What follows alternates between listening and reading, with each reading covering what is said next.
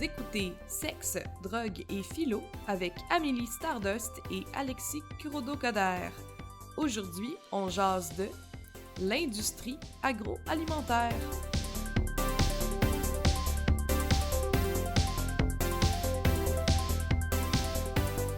On se retrouve pour le 12e épisode de Sexe, drogue et bien sûr, philo. Allô Alexis. Allô Amélie. Comment vas-tu? Je vais très bien. Un charme incroyable. Il fait chaud, malgré que ce soit l'automne. Il fait beau. Ouais. Il faisait beau quand il y avait du soleil. C'est ça, je vais très bien. Toi, ça va très bien? Non, ça va terriblement mal. Bon. Non, c'est pas vrai. Ben, ça pourrait. Tu sais, je veux dire, Ben oui. faut pas être gêné de dire que ça va mal. Le monde, ils sont gênés de dire... Ben, je les comprends, là, parce que c'est pas tout le monde qui vont t'écouter, Ouais. là, si tu vas mal, mais c'est pas tout le monde à t'écouter non plus. Mhm. Tu sais, tout le monde a une charge mentale différente, une taille d'assiette Tout à fait. de taille En tout cas, différente, si tu mais... veux parler de qu'est-ce qui va quand pas, même. tu peux en parler. Puis on change tout de suite de sujet d'émission. Les gens, c'est plus la nourriture, le sujet. Ah. Fiez-vous pas au titre de l'émission. On parle des... De tout ce qui va mal chez Ouais. Amélie. Non, ça va quand même bien pour vrai. Je suis tellement contente. Le salon du livre s'en vient. Oui!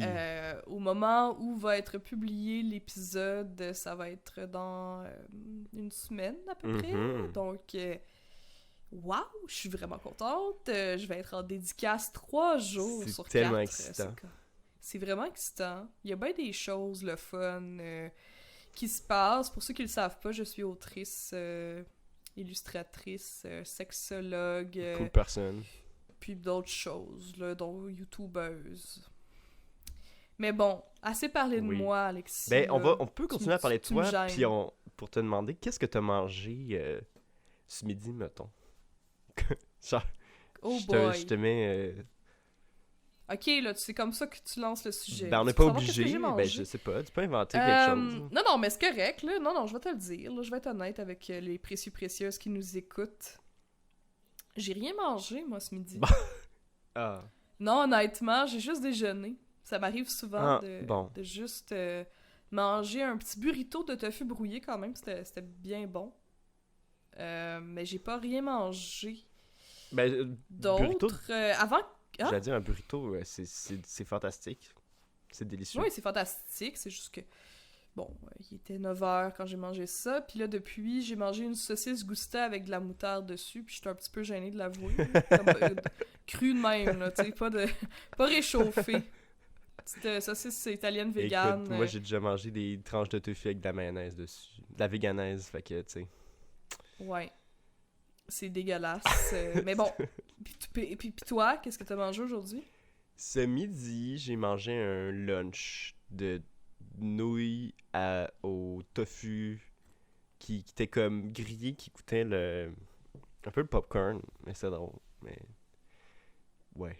Mais comme vous avez compris, les gens, on n'est pas là pour parler vraiment de qu'est-ce qu'on a mangé aujourd'hui. On est là pour parler de bouffe, puis d'alimentation genre, en général. Puis j'ai envie de vous amener dans une aventure dans le système alimentaire québécois puis mondial, parce que vous allez comprendre, c'est une affaire qui est mondialisée. Puis moi, ce que je trouve... Je te posais cette question-là parce que ce qui est fou, puisque ce dont je me suis rendu compte récemment, de plus en plus, c'est à quel point on est déconnecté par rapport à ce qu'on mange. Puis moi, j'allais te demander, est-ce que tu sais d'où vient, genre, qu'est-ce qu'il y a dans ce que tu as mangé, puis d'où ça vient? Ok, ben tu peux me le demander, là. Je pense que je sais à peu près d'où tout vient. Sauf peut-être certains éléments. Je fais bien attention, surtout depuis que, toi, Alexis, tu fais ta maîtrise là, en sciences de l'environnement, puis tu m'as parlé déjà d'alimentation, puis de mode de production, en tout cas, tous ces systèmes-là. Puis ça m'a quand même sensibilisée, tu sais, quand tu me parles, je t'écoute, là.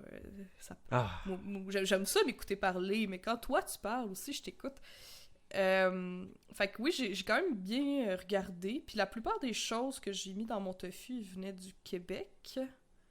là, après ça, de me dire où Oui, exactement, puis de quelle compagnie, non, je sais pas ça. Genre, c'est qui l'a cueilli? Non, je comprends. C'est ça, tu sais, mais le tofu, il vient du Québec. Peut-être que les épices viennent pas nécessairement du Québec, parce que pour que ça goûte un peu comme les œufs, le tofu brouillé, faut mettre du sel himalayen. Ça, c'est pas... Il n'y a pas d'Himalaya au Québec, malheureusement. Non, mais je sais pas trop si ça vient vraiment de l'Himalaya. C'est-tu comme un faux nom? Comme le pâté chinois, le sel himalayen?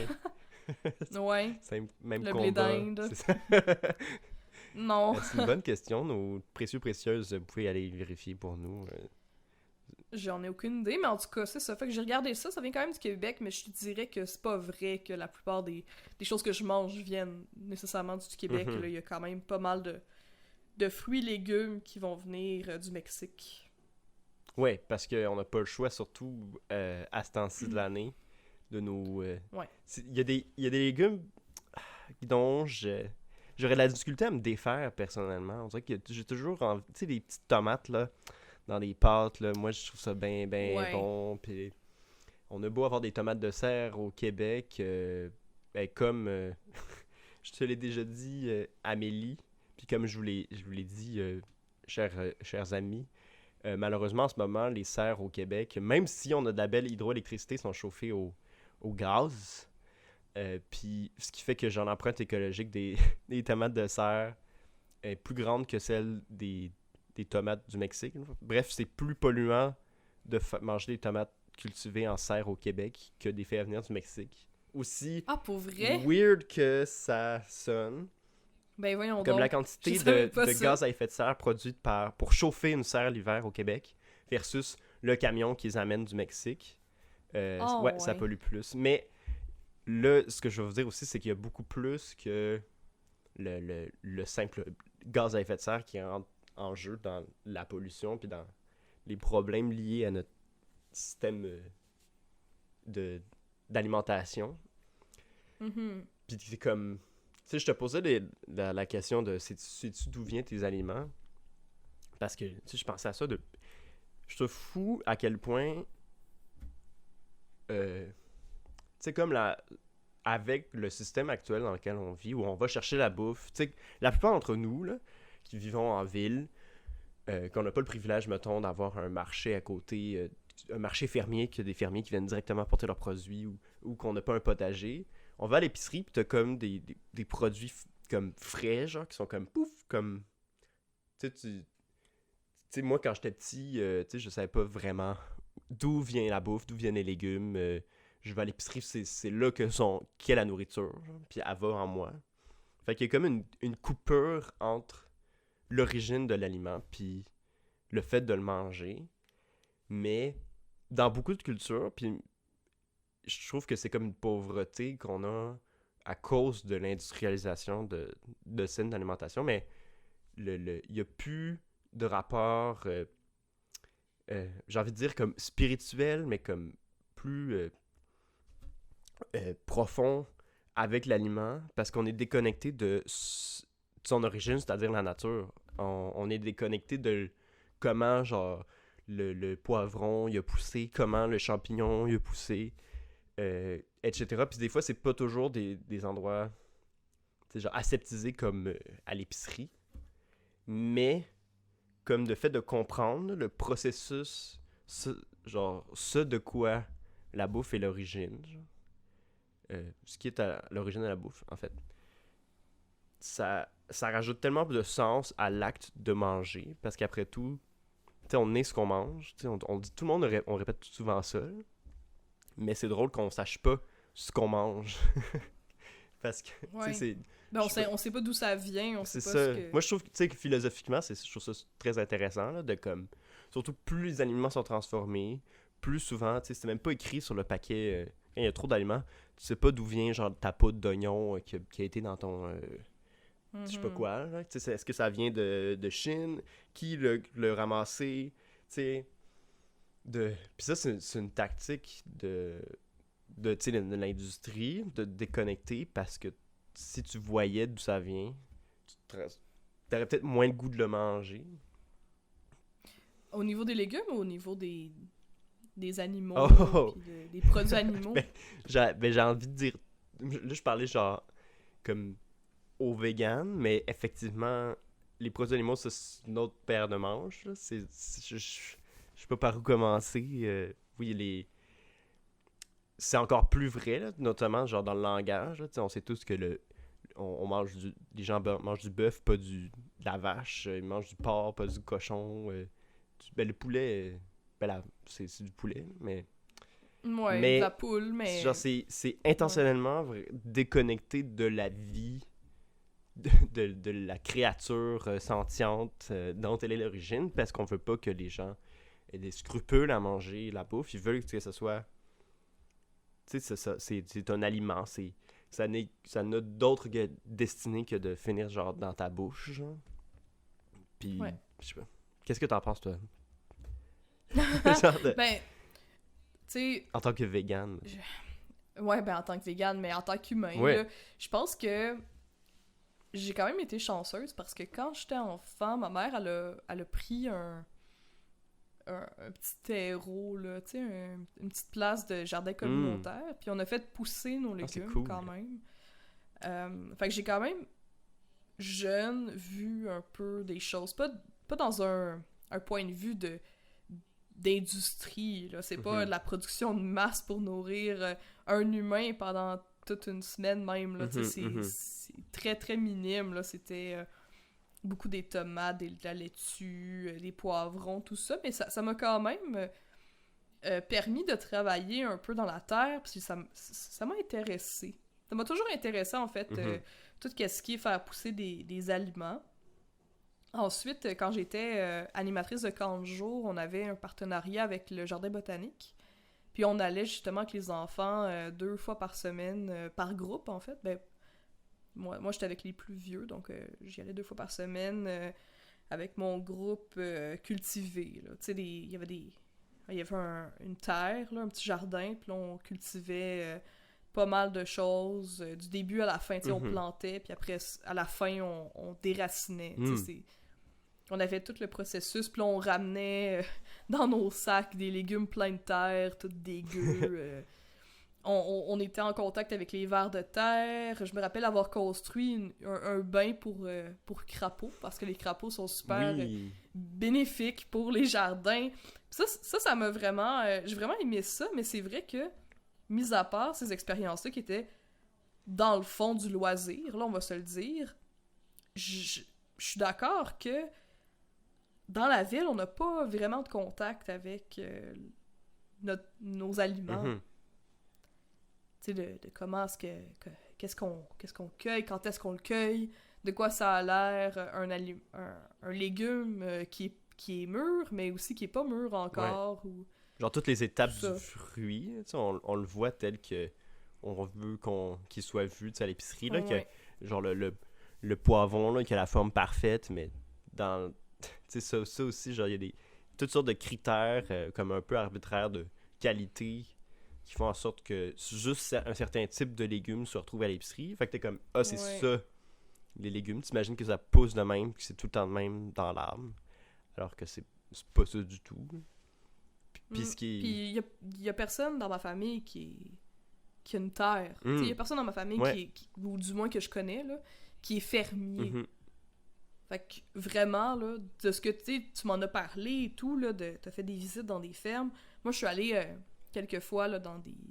Ben, tu sais, moi, j'ai été activiste végane, quand même assez active là, dans les dernières années. Mais là, c'est moins ça, mon combat. Des fois, tu sais, là, c'est plus le féminisme, l'antiracisme, tout... Bon, ben, tu sais, ça change. Tu sais, des fois, c'est plus le véganisme, mais pendant un bout, c'était l'antispécisme, le véganisme. Puis je suis allée dans des abattoirs, j'ai visité la foire agricole de Saint-Hyacinthe aussi. Fait que j'ai quand même, tu sais, je suis pas complètement ignorante là, des choses dont on va parler aujourd'hui quand même. C'est le fun que tu te sois exposé à ça. C'est intéressant. Surtout, genre, tu savais que ça allait être confrontant, que ça allait être désagréable, que ça allait être perturbant, ce que tu allais voir. Ben, je le savais, mais en même temps, je me disais, OK, je suis contre... je suis contre l'exploitation des animaux pour la nourriture, Mhm. mais comment est-ce que je peux l'être si je vois pas, Ouais. en fait, c'est quoi les vraies conditions? C'est quoi la vérité? Je vais pas me contenter, moi, de me faire dire des choses ou de regarder des documentaires sur des situations qui se passent pas nécessairement au Québec. Fait que je voulais juste le voir. Mhm. Appelez-moi Thomas, là, comme dans la Bible, là, qui veut le voir pour le croire, mais c'est ça, là, c'était ça mon objectif. Wow. Une référence biblique à sexe, drogue et Ouais, philo. c'est ça. Fantastique. Sexe, drogue et philo, puis Jésus des fois. Ben, moi, j'ai ajouté là-dessus un truc. Ben, on va revenir aux animaux plus tard, là. Un truc que fait, genre, cette déconnexion par rapport à l'origine de nos aliments, c'est qu'on tu sais, on s'habitue à certains standards de qualité, mettons pour les légumes, mais aussi à Ouais. des prix. Tu sais, on est comme, ah, c'est bien cher, etc. Mais on est complètement déconnecté par rapport. Tu sais, moi, cet été, j'ai fait pousser des légumes sur mon balcon. En fait, c'est plus mon chum, là, mais on avait des légumes sur nos balcons, puis c'est dur, là. Puis, ben, tu sais, il y a des choses qui poussent vraiment bien, comme la laitue. Ça fait comme une Ouais. avalanche, puis t'en as trop. Mais des affaires qui poussent pas. Mon brocoli, ça a jamais marché, etc. Puis quand j'ai des tomates, ils goûtent l'eau. Tu sais, ils goûtent rien, puis ils sont pâteuses. Oh non. Puis, mais tu sais, c'est tellement long, puis c'est tellement laborieux, puis de temps, puis genre qui se noie, qui meurt pas, etc. Que tu comprends à quel point c'est du temps, puis c'est... Tu sais, je sais pas, tu sais, on imagine quand un enfant pense à une ferme, là, tu mets de l'eau, puis tu plantes des graines, puis you, ça pousse. Mais parce que dans la nature, les choses poussent tout seul, mais dans un Ouais. champ, ça se passe pas comme ça, puis... Ben non, c'est toute une histoire, là, à être propriétaire d'une terre agricole, puis être Hum, fermier, être producteur de légumes et tout ça. J'ai tellement de respect pour les personnes qui font ce mhm, métier-là. Puis moi, je suis d'accord avec toi, je pense que c'est pas assez valorisé dans notre vie, dans notre société. Puis même, en fait, qu'on les dénigre souvent, tu sais, on va dire, ah, les habitants ou Oui. les Ah oui, fermiers, on tu les sais, puis on va méprise, rire. ouais. On les méprise comme, ah, c'est des personnes sans éducation et tout ça. Mais non, là, ça prend beaucoup de préparation, c'est beaucoup de logistique de faire ça. Puis il y a une partie aussi marketing, il y a Ah une oui. partie affaires, à devoir négocier avec des distributeurs, Mhm, puis des middlemen, c'est plus ça, je suis sûr que tu vas en parler, là, je pense que c'est quelque chose d'assez important dans tous les combats pour les producteurs agricoles d'avoir des bonnes conditions de travail, que justement, leurs produits ne soient pas vendus à des prix médiocres, puis qu'eux, il y a encore moins de... En fait, tu sais, la part qu'ils ont mhm. de ce qui est vendu en épicerie, elle est Ah oui, minime. c'est une joke. Puis ce qui est terrible, c'est que Alors... c'est pas eux qui décident dans le... C'est pas les... Tu sais, ils, ils font un produit, mais c'est pas eux qui décident le prix auquel ils le vendent. C'est ça qui est épouvantable. C'est pas eux qui ont le prix du bâton, ils ont le prix du bâton. Le bout du bâton, ils ont pas de pouvoir. Ils savent pas c'est quoi leur marge, c'est quoi le profit. Parce que ça, c'est les distributeurs qui choisissent. Autrement dit, ceux qui ont le gros bout du bâton, c'est les Métro, IGA, Maxi, ou genre Loblaws, Walmart de ce monde, qui eux savent que sans eux, le producteur, il peut pas sortir les légumes de ses champs, en tout cas pas dans l'état actuel du système. Puis s'il veut que ça se rende aux consommateurs, s'il veut pouvoir exporter ses légumes aux États-Unis ailleurs, il faut qu'il se plie aux demandes des distributeurs. Puis eux, ces distributeurs-là, souvent, tu sais, comme Walmart ou Metro, sont cotés en bourse. Donc, rendu là, ils veulent plaire à leurs investisseurs. Puis, donc, les prix, puis la manière de fonctionner, c'est fait pour tirer dégager le plus de profit possible pour les investisseurs, mais en ignorant totalement la réalité dans les champs. Puis ce qu'il a à faire avec le système, tu sais, ça, c'est ce qu'on appelle genre la financiarisation du système alimentaire. Puis c'est parce que, tu sais, il y a il y a des investissements, il y a du gamble, il y a des gens qui achètent des terres agricoles juste en tant qu'investissement pour comme attendre que le prix augmente puis le vendre. Fait que là, ça fait qu'il y a de la spéculation. Puis là, maintenant, juste en ce moment, c'est un problème. La relève agricole n'est plus capable de s'acheter des terres parce que c'est juste des immenses propriétaires qui possèdent plein de terres qui, des fois, vont la louer. Ouais. Tu sais, c'est rendu une game d'argent, mais le problème, c'est que déjà que c'est un problème, ce genre de pratique-là néolibéral, mais avec la bouffe, ça marche. Le maudit Hey, voilà. néolibéralisme. Peut-être que les gens se demandaient genre, à partir de quelle minute de la vidéo on allait le dire. Eh ben voilà, j'ai pas pu m'en retenir. C'est maintenant. Vous regarderez la minute. Ah, fuck you, le capitalisme de merde. Non, mais Seigneur, là, ça a pas de sens. Ouais. Ça a pas de sens que des personnes... Déjà là, de trouver des personnes qui veulent être producteurs agricoles, c'est quelque chose, là. C'est de plus en plus difficile, là, de ce que je comprends. Ah oui. Là, qu'il Puis y a du monde qui veulent se lancer là-dedans. Mais en plus de ça, tu leur mets des bâtons dans les roues. Puis Oh. le monde Oui, vas-y. agricole, c'est pas comme, je sais pas, vendre des chandails ou des patentes. C'est des choses qui sont nécessaires à la vie humaine, premièrement. Ben, c'est ça. Puis ensuite, c'est tellement, tellement, tellement aléatoire. Dans le sens où, tu sais, cet été, puis l'été d'avant, il y a eu des grandes sécheresses. Puis ça a été très difficile parce que les récoltes ont été difficiles. Puis ça, c'est pas des choses que tu peux prévoir. Cependant, les producteurs, surtout, genre, mettons les producteurs de légumes, pour avoir un contrat de distribution, genre avec Maxi, il faut qu'ils puissent promettre, genre, tant de tonnes par mois à l'année. Fait que, tu sais, c'est une promesse, il faut que tu sois capable, mais tu sais, tu peux pas, c'est ça, c'est pas comme une usine, là, que tu comptes exactement le nombre de bananes qui sort. Ça dépend de beaucoup, beaucoup, beaucoup de choses. Puis évidemment, les seuls légumes qui se ramassent chez Métro, ça va être des légumes qui répondent à leurs standards de qualité.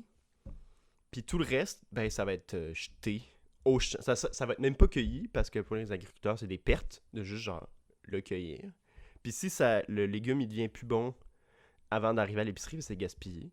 Puis ça, c'est fou parce que, tu sais, nous, en tant que consommateurs, on sont souvent coupables de gaspiller la bouffe, mais un peu plus que 70% du gaspillage alimentaire, il se passe avant qu'on achète l'aliment. Fait que genre, c'est ça, c'est 70%, c'est les épiciers qui le jettent, ou c'est tout dans le cycle de production que c'est gaspillé, parce que le but, c'est d'avoir le produit le plus beau, le moins cher, le plus vite, etc. Puis, une autre affaire qui rend ça difficile pour les producteurs, c'est que on est dans un marché globalisé, dans le sens où, malheureusement, genre, la bouffe est dans les accords de libre-échange genre, du Canada avec les États-Unis. Fait que tu me donnes tel quota d'importation d'aluminium, mais je te donne tant de quotas d'importation de lait, puis de patates, puis etc. Comme si c'était, tu sais, comme n'importe quelle valeur, alors qu'en fait, tu sais, genre les modes de production en Californie versus ici au Québec, les règlements en environnement sont pas du tout les mêmes. Les coûts de production sont complètement différents. Fait que là, ça fait qu'il y a un prix qui est vraiment artificiellement, mais pas artificiellement, mais qui est vraiment bas à cause de la compétition. Oh, excusez, à cause de la compétition américaine. Puis ça fait que c'est de moins en moins viable pour les producteurs québécois qui ont la corde au cou. Tu sais, genre, pour que ça soit rentable, il faut que tu aies des fermes de plus en plus grandes, tu sais, de nos jours, parce que c'est industrialisé, c'est automatisé, c'est mécanisé. Fait que c'est des investissements de plusieurs milliards de dollars. De millions de dollars. On va se calmer. Millions de dollars par ferme. Mais c'est pas ça qu'ils font, genre, en profit, là. T'sais, ils vivent dans une maison à côté. T'sais, c'est des entrepreneurs qui gèrent des immenses choses, qui dégagent presque rien, qui font juste ça par passion, j'ai envie de dire. Tu sais, moi, quand je regarde ça, honnêtement, je comprends pas. Mais je trouve ça dommage que ça soit pas... Je suis fou que ça soit pas plus valorisé, mais... Mais c'est parce que c'est pas glamour. Non, pas du tout Tu glamour. sais, c'est pas glamour. C'est pas fancy, là. Ça vient pas avec ce qu'on valorise le plus dans notre société. Bon, nous, ce qu'on aime, c'est les stars. Ce qu'on aime, c'est les personnes qui font des grosses études postsecondaires. Puis Ah oui, c'est à la mode. qui Là, plus de gagnent bien diplômes, du cash. Puis qui gagnent bien du cash, puis qui peuvent acheter justement des biens. Mais tout ce qui est au bas un peu de la production, là, de tout ce qui est le capitalisme, là, de ce qui est produire des biens, produire de la nourriture. Mais tu sais, la produire de la nourriture, on s'entend que c'est pas censé. Ça devrait pas faire partie du capitalisme, mais reste que de ce qu'on vient de parler, puis toi qui as toutes ces connaissances-là qui te viennent de ta maîtrise, que tu es en train de faire en plus, c'est pas comme si on divaguait, là, on parle de choses concrètes quand même. Ça devrait pas en faire partie du capitalisme, mais ça en fait partie. Ouais. Tu veux pas. Parce que on a quand même des standards de beauté pour les légumes, tout à coup. T'sais, alors qu'on en a pour les êtres humains, on en a aussi pour les légumes. On en a pour tout. Tu sais, comme... C'est fou pareil. T'sais, tout le monde, pensez-y la prochaine fois que vous allez à l'épicerie. T'sais, même moi, des fois, pour vrai, je me prends... je m'en vais prendre un poivron, là. Puis là, je fais comme, je vais prendre le plus régulier. Puis, fait que ça fait, tu sais, si tout le monde fait ça, il est pas beau, il se ramasse au fond, puis il est pas acheté. Fait que là, ils vont le gaspiller. Puis là, après ça, l'épicerie va dire au producteur, ben on veut... tes poivrons sont pas assez... Ça répond pas au standard. Tu sais, des fois, aussi les producteurs, ils se font dire, des fois, mettons, on a reçu, genre... tant de tonnes de tes légumes sont pas assez beaux pour nous, on va aller voir ailleurs. Puis là, c'est comme, tu sais, c'est une décision prise genre au QG de Walmart à Toronto. Tu sais, c'est même pas ici. Mais lui, il reçoit ça, genre, va falloir que tu vendes tes légumes ailleurs. Puis si tu trouves pas un acheteur, t'es jettes.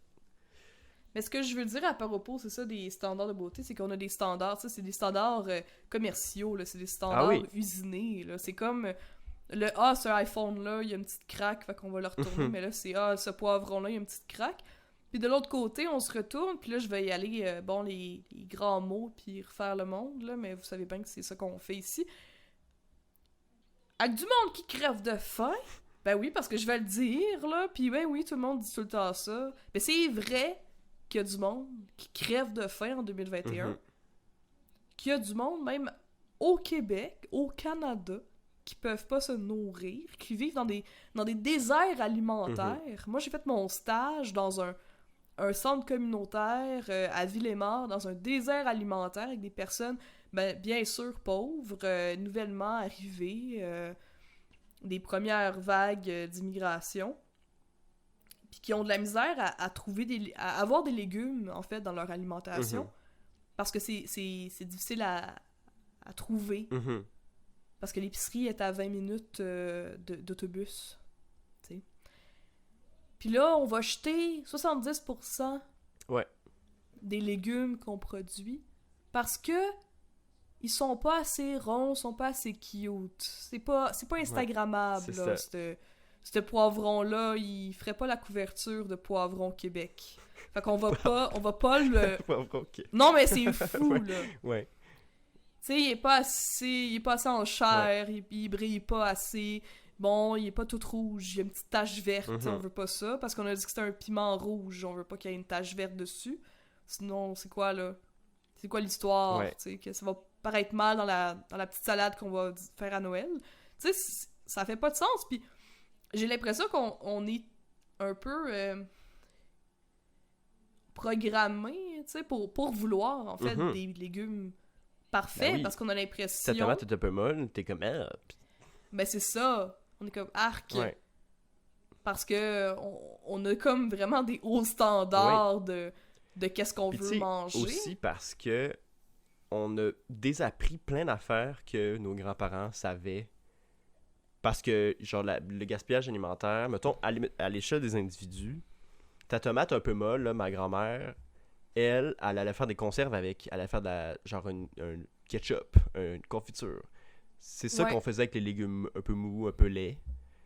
Ben, tu les cuis, tu fais de la Ben soupe. c'est ça, mais là, on est comme, ah mais là je voulais faire ma recette de Ricardo, puis le légume il est pas comme sur la photo, je vais le jeter, je vais en prendre un autre. Puis c'est c'est vraiment dommage, mais ça m'amène à, j'ai envie d'amener un point positif, parce que là on est là puis on rant, puis c'est On déprimant, on chiale. On est chiale, tout le temps en train de mais il y chialer. a des initiatives vraiment chouettes qui se font, puis là je vais vous parler d'un truc qui s'appelle la transformerie, puis c'est Ouh. un OBNL qui a été fondé par un chef qui s'appelle Guillaume Quentin. Puis ceux qui ont écouté Les Chefs reconnaissent peut-être son nom. C'est le gagnant de la première saison des Chefs. Ok. Oui. Wow. Puis lui, That guy that made it guy. big. Puis là, lui, il a décidé de partir la transformerie. Puis l'idée, c'est de prendre les légumes non vendus des épiceries. Ben, tous les non vendus des épiceries. Puis de faire des conserves avec. J'en fais des prendre, puis de faire compote, sauce, etc., etc. Fait que lui, tu sais, apparemment, c'est parti d'un défi. Il était, à l'époque, je pense il travaillait dans une cuisine d'un restaurant. Puis là, un de Ok. ses amis, il a dit, je te mets au défi de faire un repas gastronomique avec juste des déchets. Des déchets, genre, trouvés dans les poubelles des épiceries. Puis là, son premier réflexe, ça a été comme arc. Puis après ça, il est allé voir, tu sais, je vais aller voir qu'est-ce que ça vaut. Puis il s'est rendu compte qu'il y avait plein de trucs extraordinaires dans les poubelles des épiceries parce que comme ça répondait pas aux standards de la chaîne, etc., etc. Puis tu peux faire de la bouffe extraordinaire avec ça. C'est là qu'il a eu l'idée de partir la transformerie. Fait que ça, c'est une OBNL. Puis il a commencé par aller voir les distributeurs. Puis ce que je trouve intéressant, c'est qu'il a essayé d'y aller sans jugement. Tu sais, là, nous, on est là, puis on rant contre ces gens-là qui jettent plein d'affaires. Mais lui, il est allé les voir, puis il était comme, là, vous jetez des affaires. Puis, obviously, tu sais, ça vous rapporte pas d'argent. Personne aime ça, crisser des choses au vidange. Pourquoi vous faites ça? C'est quoi vos contraintes? Qu'est-ce qu'on peut vous faire, mettons, pour vous aider? Genre? Puis là, il essayait de travailler avec ouverture avec eux. Puis là, finalement, il s'est trouvé de plus en plus de partenaires. Puis il y a même des épiceries maintenant qui viennent lui livrer les légumes pas bons. That's it. Fait que là, Ben, pas bon, ben, pas c'est assez. ça, c'est ça, les légumes plus assez beaux pour être vendus en épicerie. Puis là, Ouais. la transformerie grossit, puis ça devient de plus en plus... il va lancer ce qu'on appelle un laboratoire, genre, dans le sens où c'est comme un laboratoire d'innovation sociale où il va essayer de voir comment il peut travailler avec les distributeurs, c'est-à-dire les épiciers, pour faire en sorte que ce qu'il fait, lui, à la transformerie, les épiciers sachent comment le faire eux-mêmes. Tu sais, genre prendre leurs produits, puis faire des compotes et tout. Parce que ça a été les premiers surpris, apparemment, quand il est arrivé, mettons, avec sa compote de pommes molles. Il était comme, ah, genre, tes compotes sont meilleures que celles que nous on fait avec nos produits frais. Mais lui, il est comme, ben oui, c'est parce Ouais. que, genre, la pomme était pas assez mûre pour faire de la compote. Puis là, il explique, en fait, tu sais, c'est tout ça pour dire, Il fait de oui, c'est l'éducation ça, en c'est même de temps. l'éducation. Eux, c'est des épiciers qui achètent une franchise, c'est des gérants. Des fois, ils ont. C'est pas nécessairement de la mauvaise foi, c'est de l'ignorance. Puis si t'arrives, puis eux, ils vont être down parce que eux, ça leur fait un déchet de moins qu'ils peuvent revendre, qu'on est plus dans l'économie circulaire, autrement dit. Puis ça, c'est vraiment cool. Puis ça, c'est des choses qui se font en ce moment à Montréal. Puis c'est comme subventionné par le gouvernement du Québec. Fait qu'il y a de plus en plus une reconnaissance de cette nécessité-là de changer de quelque chose parce qu'on trouve que ça... Tu sais, on est tous d'accord pour dire que ça a pas de bon sens de gaspiller autant de bouffe alors qu'il y a des gens... Ben, effectivement. J'espère, en tout cas, qu'on est tous d'accord, là, ceux qui écoutent, que ça n'a pas de bon sens de gaspiller autant de bouffe, là. Hmm. Puis il y a d'autres solutions aussi, évidemment, pour contrer le gaspillage, puis c'est de ce qu'on appelle raccourcir les chaînes de distribution. C'est-à-dire Ok? faire des circuits courts. Puis ça, c'est en fait de vraiment retourner au local. De revaloriser le local. Là. C'est-à-dire que, tu sais, moi, je pense peut-être à... euh, c'est peut-être pas le meilleur exemple, là, mais les fermes Loufa, Ah genre, moi, je oui. suis j'utilise des services de loofah. Puis souvent, Ah! ils... Puis si vous voulez, vous aussi, vous pouvez Oui, utiliser vous notre pouvez. code. Non, c'est pas Non, vrai. pas de code. Non, c'est pas sponsorisé. C'est une Non, blague, il c'est n'y a une pas blague. de sponsor. Mais moi, ce que je trouve cool, c'est qu'ils... Souvent, tu as l'impression qu'ils amènent les produits directement de la ferme. C'est-à-dire que c'est comme le seul intermédiaire entre la ferme puis moi. Puis c'est ça, l'idée, c'est de diminuer les intermédiaires. Alors que souvent, c'est comme... T'as quelqu'un qui va le chercher à la ferme, qui l'amène dans un centre de distribution, qui l'emballe, qui le transforme, qui l'amène à l'épicerie. Puis là, tu l'achètes pas, ça se ramasse au vidange. Là, ça va directement chez vous. Euh, Puis c'est ça l'idée. C'est ça qui est intéressant, puis qui est important. Puis ce qui est cool, c'est que ça redonne du pouvoir aux producteurs. Puis c'est eux, à ce moment-là, comme c'est direct, c'est plus eux qui vont choisir le prix des aliments, qui vont pouvoir le vendre à un prix qui va pas les mettre dans le trou.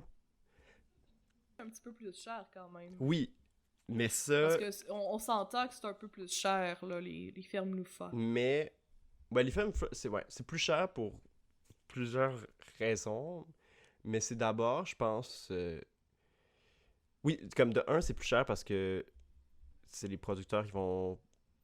Je vais pas parler pour tous les produits de Loofah, là, parce que je pense mais Ouais, non, je parce qu'il y en comprends, on a, comprend. genre, ce qui pousse sur des serres, genre à Hochelag, c'est plus cher parce que c'est des serres puis c'est des petites batches de tomates, mettons. Mais effectivement, en théorie, si tu augmentes les... Si c'est les producteurs qui choisissent les prix, ça va coûter plus cher. Mhm. Puis là, tu sais, il y en a qui vont dire... Ok, mais là, ça fait moins... C'est encore moins accessible pour les gens qui sont Dans le qui besoin. sont dans le besoin. Puis là, c'est comme... On retourne au néolibéralisme, dans le sens où... Ouais, que c'est un problème, comme, que ça coûte de c'est l'argent aberrant de se nourrir autant, là. Pour que les producteurs vivent correctement, puis aient assez d'argent, mettons, pour... Puis ça, ça va être une autre affaire, je vais revenir tantôt, mais avoir assez d'argent pour faire des cultures biologiques et éco-responsables, ben, ça fait que c'est trop cher pour d'autres. Tu sais, c'est comme ça déplace le fardeau sur d'autres personnes dans le besoin. Puis ben, Ouais. ça, c'est à cause que les salaires sont pas assez hauts. Puis ça, c'est à cause que, tu sais, là, plus on est tout le temps en train de pourchasser une cause, là, mais mettons qu'on restreint la discussion au monde de l'alimentation, là, puis Ouais. on réglera les enjeux de pauvreté dans un autre épisode. on referait le monde, nous autres. Donnez-nous les clés, puis on vous arrange ça. Et voilà. Donne-nous le trousseau du monde. Euh, là, je vais plus vous parler de bio puis d'environnement, parce une autre affaire qu'on reproche souvent aux agriculteurs, tu sais, c'est comme, c'est pas bio, le bio c'est mieux, mais... Genre, mettons, je suis curieux, Amélie, c'est quoi que... T'as une opinion Que sur je le bio? pense... Pour vrai, j'ai pas une grosse opinion sur le bio. Puis pour les OGM aussi, moi, ce que j'ai compris de documentaire, parce que je vais regarder l'épisode du pharmacien sur le bio. Ah, j'ai pas regardé ça. Oui, que je l'aime bien, cet homme...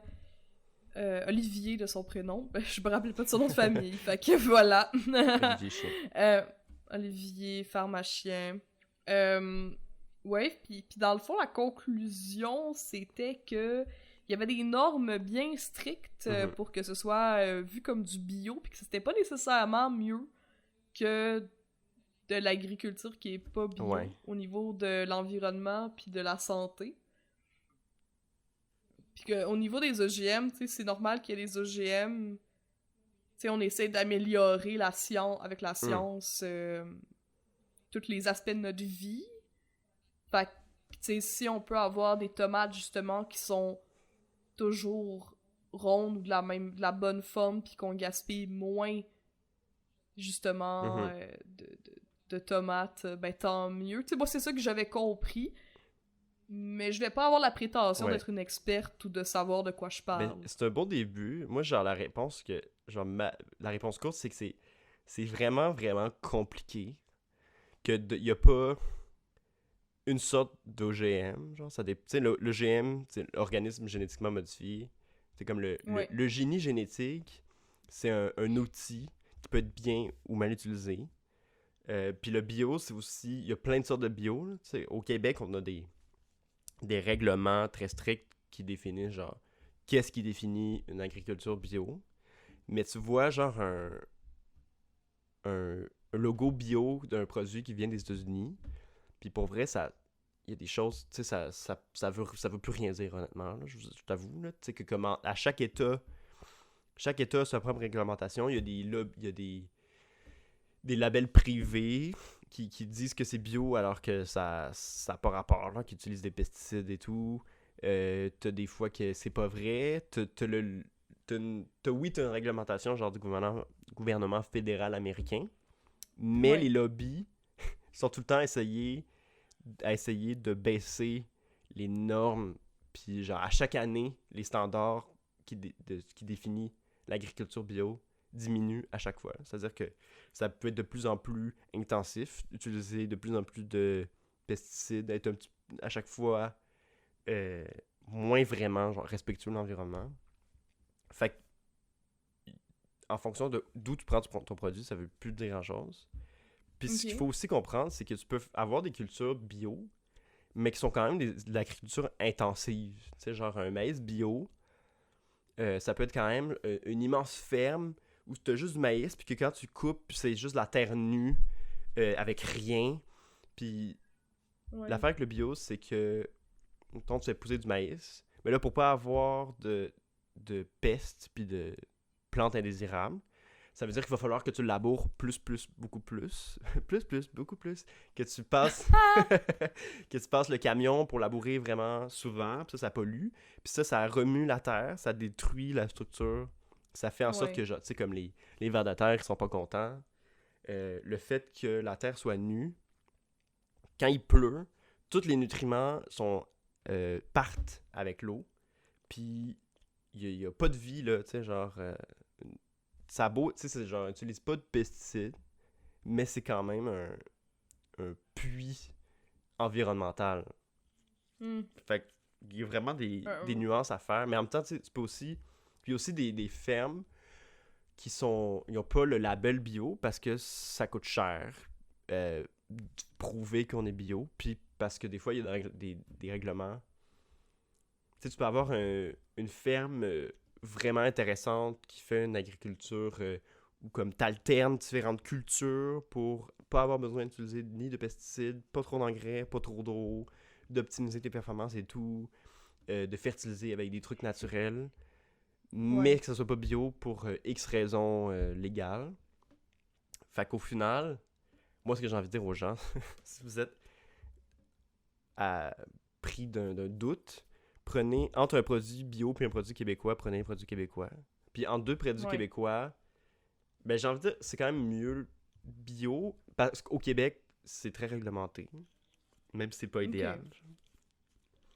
Ça pour dire que souvent, c'est ça aussi que souvent les producteurs ils ont pas les moyens, parce que ça coûte moins cher de juste pitcher du pesticide. Puis tu sais que ton rendement va être meilleur. Tu sais que tes légumes, ils vont être plus uniformes, ils vont être plus gros. Tu vas pouvoir en vendre plus, puis tu vas pas être dans le trou si tu utilises des Mais ouais, c'est pesticides. ça aussi. Tu sais, moi, je me dis, c'est quoi la différence, mettons, environnementalement parlant, de une place qui fait du bio, mais qui peut pas vendre comme. Tu sais, qui doit acheter 70% de ce qu'ils ont récolté, Mhm, mettons, puis une place qui est pas bio, mais qui a pas besoin de jeter autant mhm. de produits. Tu sais, c'est quoi la. Tu vas donner, c'est un peu C'est choisir le moindre mal. c'est vraiment c'est une réponse difficile, puis on dirait que quand tu regardes ça, puis le fait aussi que tu sais ça prend une épidémie d'un champignon ou d'un virus ou d'une bactérie qui détruit tes cultures, puis que là genre t'as perdu des dizaines de millions de dollars parce que toutes tes cultures marchent plus. Ouais. Faut que tu le jettes. Faut que tu. C'est du gaspillage. Mm. C'est comme la. Ça retourne au problème du néolibéralisme parce que c'est Ben oui, des mais pressions constantes de productivité pour les producteurs qui n'ont pas besoin parce qu'on a des terres, on a plein de terres vraiment Ben oui. magnifiques au Québec, tu sais, très fertiles. On a des courtes saisons de culture, mais... Puis ça, là, ça nous amène à une autre affaire. Il y a beaucoup de ces terres-là qui sont utilisées pour faire pousser du soya et du maïs. Puis ce soya et ce maïs-là, à quoi il sert? Il sert à... À nourrir le Et bétail. voilà! Savais-tu, Amélie, que Oui, je le sais, en esti, Alexis. 70%, 70% Allez, dis-le, des dis-le. terres, j'en dis pour nos précieux précieuses, 70% des terres agricoles au monde sont exclusivement réservées à faire pousser des trucs qui vont nourrir du bétail. Puis ça, attention, ça représente 30% des terres émergées de la planète. Ça veut dire, imaginez là, 30% des continents de la planète, c'est des champs qui nourrissent des porcs, du poulet, du cochon. Du porc, du poulet, du Comme for bœuf. real, Ouais. je comprends tellement pas, là. Ça, c'est quelque chose qui me dépasse complètement. Qu'on soit rendu à un point où notre alimentation globale, là, elle soit composée de beaucoup de produits venant des animaux, que ce soit des œufs, du lait, des produits transformés qui contiennent Mhm. des œufs ou du lait, de la viande, puis que ce soit ça le choix qui a été fait, alors que ça a des impacts monstrueux sur l'environnement.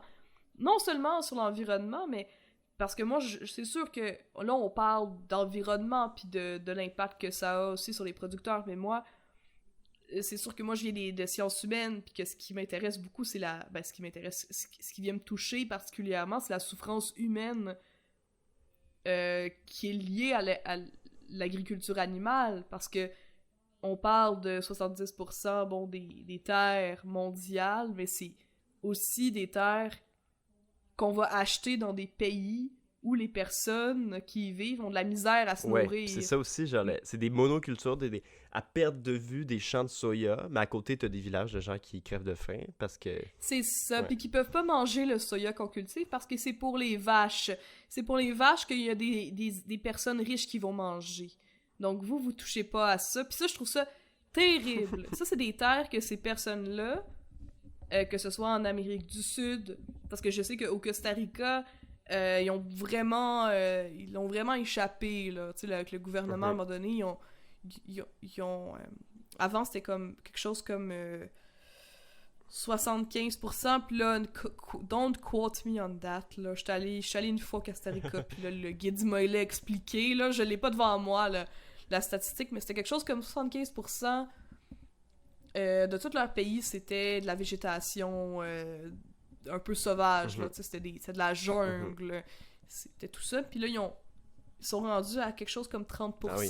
parce que ils ont coupé tout ça pour faire des champs Ouais. pour justement du soya. Ouais, puis c'est ça aussi, ça, tu sais, avec la forêt amazonienne, là, au Brésil, Ouais. c'est du soya qui vont servir à nourrir du bétail, finalement. Puis c'est ça partout. Puis ça, c'est associé à genre de la perte immense de biodiversité Mais c'est partout ça, sur tu sais, Terre. puis là, fatigue-moi pas avec l'huile de palme si t'es en train de manger ton burger qui a été nourri avec du soya, qui a été cultivé en détruisant justement de l'habitat de d'autres animaux, Ouais. tu sais. C'est ça un peu... Ça, on appelle ça une dissonance cognitive.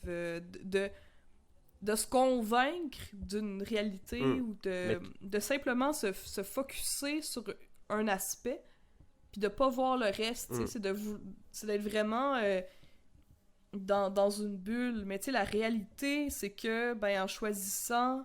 Puis tu sais, je dis ça, j'ai l'air encore de la végane frustrée, mais oui, c'est frustrant. Puis je vais être la végane frustrée, je vais être la féministe frustrée, je vais être frustrée, moi, qu'il y ait du monde Mais qui c'est crève de faim. important d'en parler. Puis c'est d'autant plus facile d'avoir cette dissonance cognitive-là que t'arrives à l'épicerie, puis c'est d'emballer dans des petits trucs, puis c'est beau, là, sur ton paquet de porc du Québec, t'as des pubs de porc du Québec, là, puis ça a l'air Oui. patriotiquement québécois, c'est naturel et tout, mais tout ça, Oui. ça t'empêche de voir, de un, les porcheries puis les abattoirs où les animaux vivent dans des conditions épouvantables, là. Même quand... Tu sais, moi, j'ai pas vu spécifiquement des porcheries, là, mais j'ai vu beaucoup de fermes où... Ben, beaucoup de fermes. J'ai vu quelques fermes, puis des fois, les producteurs sont comme fiers de la qualité de vie de leurs animaux, mais tu regardes ça, t'es comme, mais c'est épouvantable. C'est terrible, tu sais, c'est du béton, c'est une odeur terrible, ils sont pas capables de sortir dehors, ils peuvent pas voir, ils voient l'herbe peut-être par la petite porte ouverte où ils ont de l'air. Mais de un, c'est ça, ils voient pas les porcheries. De deux, ils voient pas non plus toutes les rivières du Québec où il y a plus de poissons, puis toute l'eau est embrouillée parce que les monocultures de soya, quand il y a des inondations, mais toutes les pesticides, puis toutes les cochonneries qu'il y a dans les champs, ça s'en va, ça s'érode, ça va dans l'eau. Puis là, ça tue ces poissons-là. Il y a des algues qui poussent, il n'y a plus de poissons. Mais c'est ça, mais c'est un cycle. Puis moi, ce que j'ai de la difficulté avec... parce que je l'ai eu, moi, ce débat-là. Tu sais, on a toujours ces discussions-là avec notre entourage. Je sais pas pour toi, là, Alexis. Puis, qu'est-ce qu'on entend souvent? Mais c'est, ben, il faut bien se nourrir. Puis je suis comme, écoute, Johnny Boy,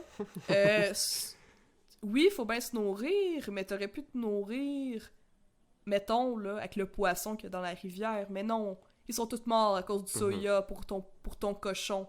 C'est pas en mangeant ton cochon que tu te nourris, c'est pas la façon la plus efficace que t'as de te nourrir. C'est pas vrai, ça. Ce serait plus efficace de le manger, le soya. Ouais. Puis il y a souvent l'argument qui revient de comme, ah, mais tout le monde peut pas devenir vegan. Mais moi, je suis comme, qui dit ça? Tu sais, je vais pas obliger aux gens qui vivent dans le désert de comme essayer de faire pousser du tofu, tu sais, comme de faire du tofu. Tu sais, comme, oui, genre, tous les climats sont pas adaptés à tous les modes d'alimentation, mais comme, c'est tous ceux qui peuvent... Mais les personnes qui disent ça, ils aiment bien ça, prendre des personnes marginalisées comme bouc émissaire. Tu sais, ils prennent ça comme... au lieu de prendre le straw man, ils vont prendre l'autochtone. Ouais. Ils vont dire, oui, mais les autochtones, c'est dans leur tradition. Je suis comme, toi, t'es-tu autochtone? Puis c'est... Où est-ce que tu l'as chassé? Oh, puis c'est dans notre tradition, genre... comme la tourtière et tout, puis comme, oui...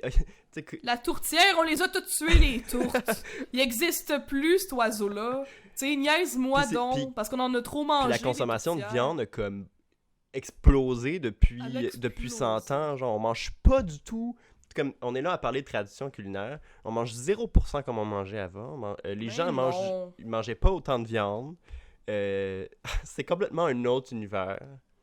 Oui, mais là on s'emporte. Oui, j'aimerais préciser. Non, mais c'est correct. Moi, je pourrais autant m'emporte le vent, là, ça va. Mais j'aimerais préciser, vu qu'il y a des personnes qui nous écoutent. Écoute, on vous oublie pas. On fait ça pour vous autres. Sinon, on irait se prendre une bière chez Vincent dans Schlag, là, écroulé sur la table de billard à refaire le monde, là. Mais on est ensemble, précieuse. Et ce que je veux vous dire, puis préciser, là, si vous l'aviez pas déjà calculé, là, vous êtes brillant, mais peut-être un peu fatigué parfois. Les terrains qu'on utilise pour faire pousser le soya pour nourrir les animaux, ben nous, les humains, on mange moins qu'une vache. Fait qu'on n'aurait pas besoin d'autant de terre pour nourrir les humains. On en aurait besoin de beaucoup moins, en fait. C'est juste qu'une vache va... Là, je sais pas, j'ai pas les données parce que, bon, c'est pas moi. La plupart de l'énergie... Tu sais, comme la vache, elle mange de l'herbe. L'énergie qu'il y a dans cette herbe-là, genre, la majorité de cette énergie-là va être perdue en énergie thermique. Genre, tu sais, la vache, elle chauffe, tu sais, comme n'importe quelle... Mais elle va chauffer, puis la quantité d'énergie qui va faire la viande, qui va se trouver en protéines que les humains vont assimiler, c'est une toute petite partie de ce qu'il y avait dans la bouffe. Exactement, c'est ça. Ça prend beaucoup de carburant à la vache pour nous en donner une très petite quantité, si on veut. C'est ça. Alors que si on prend des légumes, des légumineuses, tout ça, là, des alternatives, ben ça prend moins d'énergie. Puis là, on n'est pas... Je pense pas qu'on est en train de prêcher que le monde qui mange de la viande, c'est des imbéciles. C'est pas ça là, qu'on dit, parce que c'est pas ça le but du podcast. Non. C'est de sensibiliser aussi sur le fait que, ben, de vendre de la viande, ça fait gagner de l'argent à du monde. Puis, ça pollue. Puis, ça fait mourir du monde. Oui. Il y a beaucoup de gens qui sont pris dans plein de mécanismes super complexes qui rentrent là-dedans. Fait que c'est plus compliqué que de dire c'est ta faute parce que t'en manges. Non, c'est très intrinsèque, puis tu sais, c'est intersectionnel en fait. Ouais. Là. L'alimentation, ça se colle dans des systèmes d'oppression qui existent. Tu sais, il y a une raison pourquoi est-ce que les grosses épiceries ils font full de cash, là, puis qu'ils en vendent de la viande, puis qu'ils vont pousser pour qu'on vende de la viande. Pourquoi est-ce que dans toutes les... Même dans du pain ou même dans des chips au sel et vinaigre, il va y avoir des produits laitiers? C'est parce que ben, les grandes industries, ceux qui sont au top, pas les producteurs, mais ceux qui contrôlent les terres, ceux qui contrôlent les marques, les industries, ben eux, ils ont intérêt à vendre le plus possible de tous les résidus, de tout ce qu'ils font pour se faire plus de cash. Mais ça encourage pas nécessairement les producteurs. Parce que ça fait juste faire en sorte que les prix baissent, puis qu'il y a plus de compétition. Tu sais, c'est comme dans tous les systèmes qui font partie du néolibéralisme, là, c'est comme... Il y a anguille sous roche. Tu sais, il y a toujours... c'est jamais exactement ce qu'on voit dans les publicités. Puis le pire, c'est qu'il n'y a même plus d'anguille en dessous de la roche. Non, il n'y en a plus d'anguille morte. Ça s'est étouffé avec une botte de soja. Ouais. Excuse-moi. Mais en tout cas... Mais vous comprenez, puis tu comprends ce que je veux dire. Moi, je pense que je vais finir avec une dernière pensée pour nos précieux précieuses. Puisque le temps file. Un truc intéressant, tu sais, on imagine que dans tout système alimentaire, tu sais, depuis, mettons, que l'être humain cultive de la bouffe, le but de faire de la culture, c'est que tu investis de l'énergie pour faire pousser des plantes, puis après ça, tu obtiens plus d'énergie que ce que tu as investi.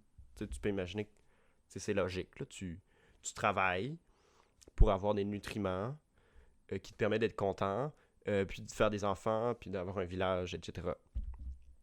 Puis, il a été évalué qu'un système alimentaire, une société pouvait fonctionner quand il y avait comme un rapport de 1 pour 3, dans le sens où tu investis 1 calorie, tu en obtiens 3.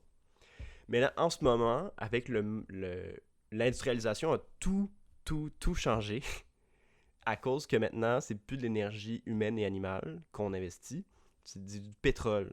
Puis du pétrole, là, c'est comme une banque qui arrive avec un prêt, sauf que au lieu d'être des banquiers, c'est des dinosaures sous forme de pétrole.